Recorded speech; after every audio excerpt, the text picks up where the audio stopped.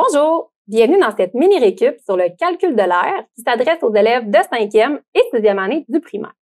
Il y aura deux parties à cette mini-récup. Donc, dans la première partie, je vais revoir avec toi la définition de l'air, comment calculer l'air d'un rectangle, comment calculer l'air d'une figure complexe et comment trouver des mesures manquantes dans une figure quand on tente de trouver son air. Dans la deuxième partie, je vais te présenter une mise en situation dans laquelle on pourra mettre en pratique tout ce qui aura été vu dans la partie 1. On y va. Donc, l'air, qu'est-ce que c'est? C'est la mesure de la superficie d'une surface ou d'une figure plane. L'air se calcule en unités carrées qu'on représente à l'aide du nombre 2 comme exposant. Par exemple, je pourrais calculer l'air de l'écran de mon cellulaire en centimètres carrés, l'air d'une affiche en décimètres carrés ou même l'air d'un terrain de soccer en mètres carrés. L'air, c'est une notion que tu peux utiliser dans toutes les situations de la vie courante dans lesquelles tu veux calculer la superficie d'une surface ou de n'importe quel objet. C'est aussi une notion qui est beaucoup utilisée dans le domaine de la construction ou même de la rénovation. Par exemple, si on veut calculer l'air de la surface d'un plancher qui serait à remplacer. Voyons maintenant comment calculer l'air d'un rectangle. Alors, quand on veut calculer l'air d'un rectangle, on doit tenir compte de deux dimensions, la longueur et la largeur.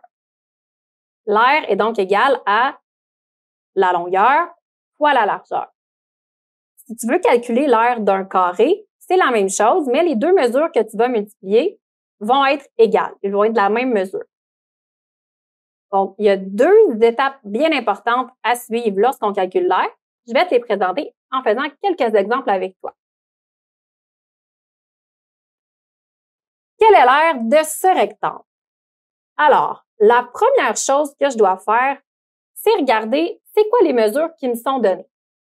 Ici, je vois que la longueur, elle est de 9 cm et que la largeur est de 30 mm. Je sais déjà que ça ne fonctionne pas parce que je ne peux pas multiplier ensemble des mesures qui ne sont pas dans la même unité. Je vais donc devoir faire la première étape, convertir les unités de mesure aux besoins. Donc ici, j'ai besoin de le faire parce que j'ai vu que j'ai des centimètres, j'ai des millimètres. Je pourrais choisir de transformer 9 cm en millimètres ou 30 mm en centimètres.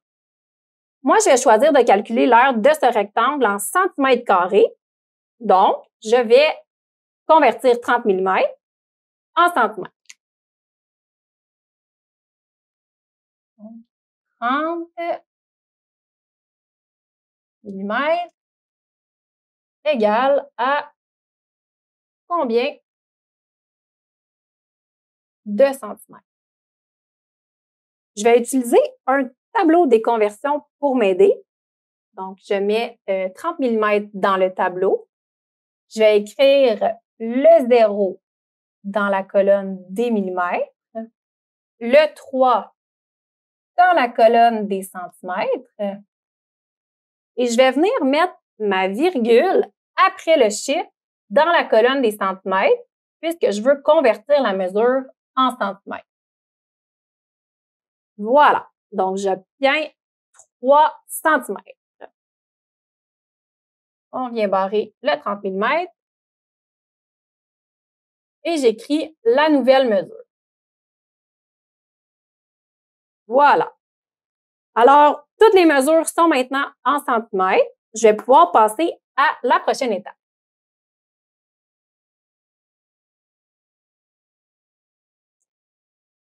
La prochaine étape, c'est de calculer l'air en multipliant la longueur par la largeur. La longueur de ce rectangle, c'est 9 cm. Et la largeur, 3 cm. Donc, je fais 9 fois 3 égale 27. Et maintenant, puisque j'ai multiplié des centimètres avec des centimètres, la réponse sera en centimètres carrés. Donc, voilà, l'aire de ce rectangle est de 27 cm². Faisons un autre exemple. Quelle est l'aire de ce rectangle en mètres carrés? La première étape, c'est de convertir les unités de mesure aux besoins. Je regarde les mesures qui me sont données pour ce rectangle. Je vois que la longueur est de 8,5 mètres et que la largeur est de 20 décimètres. Déjà là, je vois que je vais avoir une conversion à faire parce que j'ai une mesure en mètres et une mesure en décimètres. Mais j'ai une question pour toi. Pour trouver l'aire de ce rectangle en mètres carrés, je dois convertir toutes les mesures en A centimètres, B mètres ou C décimètres. Je dois convertir toutes les mesures en mètres. En effet, quand le calcul de l'aire t'est demandé dans une unité de mesure précise, tu dois t'assurer de convertir toutes tes mesures dans cette unité avant de faire le calcul de l'aire. Donc, dans cet exemple, dans la question, on demande quelle est l'aire de ce rectangle en mètres carrés. Je dois donc convertir toutes mes mesures en mètres avant d'aller calculer l'aire. Je vais donc transformer 20 décimètres en mètres. 20 décimètres égale à combien de mètres? Encore une fois, je peux utiliser un tableau de conversion pour m'aider. Je place 20 décimètres dans le tableau. J'écris le 0 dans la colonne des décimètres et le 2 dans la colonne des mètres. Maintenant, je vais placer la virgule après le chiffre dans la colonne des mètres puisque je veux convertir la mesure en mètres. Comme ça. Donc, 20 décimètres est égal à 2 mètres. Je vais venir le changer tout de suite sur ma figure ici. 2 mètres. Voilà. Alors, les mesures sont maintenant toutes en mètres.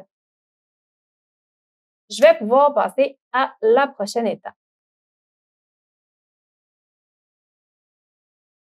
La prochaine étape, c'est de multiplier la longueur par la largeur. Donc, la longueur est 8,5 et la largeur 2. Je vais donc faire 8,5 fois 2 égale. Ici, j'ai une multiplication de nombres décimaux. Je vais donc faire le calcul en colonne. Alors, 8,5 fois 2. 2 fois 5 égale 10. J'ai mon 0, mon 1 ici.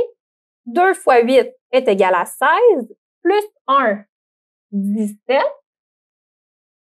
Maintenant, mon calcul n'est pas encore terminé. Puisque je multiplie des nombres décimaux, je dois calculer combien il y a de chiffres après la virgule dans toute l'équation. Ici, j'en ai seulement 1. Je vais donc laisser un chiffre après la virgule dans la réponse. Donc, ma réponse est donc 17. Puisqu'ici, j'ai multiplié des mètres ensemble, la réponse sera 17 mètres carrés puisqu'on a calculé l'aire. L'aire de ce rectangle est donc de 17 mètres carrés. Tu pourrais avoir à calculer l'aire d'une figure complexe comme celle-ci. Demande peut-être comment faire. Je vais te le montrer en prenant cette figure en exemple. Alors, quelle est l'aire de cette figure? La première étape, c'est la même que lorsqu'on calcule l'aire d'un rectangle, c'est de convertir les unités de mesure aux besoins. Je prends donc le temps de regarder toutes les mesures qui me sont données. J'ai 3 décimètres, 11 décimètres, 2 décimètres et 6 décimètres. Je remarque que toutes les mesures sont en décimètres. Je peux donc passer à la prochaine étape. Je n'ai pas de conversion à faire. La deuxième étape est de séparer la figure en carré ou en rectangle. Vrai ou faux? Il y a une seule bonne façon de diviser cette figure complète. c'est faux. En effet, je pourrais séparer la figure de différentes façons, en autant que ça me donne des carrés ou des rectangles. Moi, je choisis de la séparer comme ceci. J'obtiens donc la section A et la section B. J'ai maintenant deux sections qui sont de forme rectangulaire. Je peux passer à la prochaine étape. Prochaine étape, c'est de calculer l'aire de chaque section. Puisque les sections sont de forme rectangulaire, je sais déjà comment faire. Je vais multiplier la longueur par la largeur. Je commence avec l'aire de la section A. Aire A. La longueur de la section A est de 11 décimètres et sa largeur de 3 décimètres. Je multiplie donc 11 par 3. 11 fois 3 égale 33. Ici, je multiplie des décimètres et je mets l'exposant 2, donc 33 décimètres carrés. Je vais l'indiquer ici pour être certaine de ne pas l'oublier. Et je peux maintenant passer au calcul de l'aire de la section B.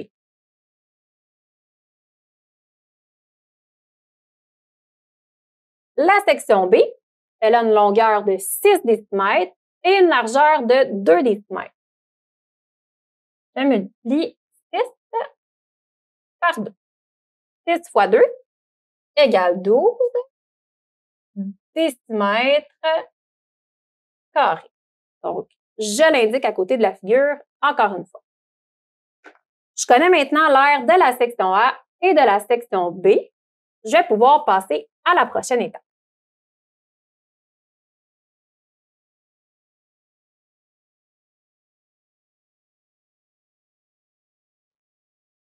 La prochaine étape, c'est de calculer l'aire totale. Comment trouver l'aire totale de la figure?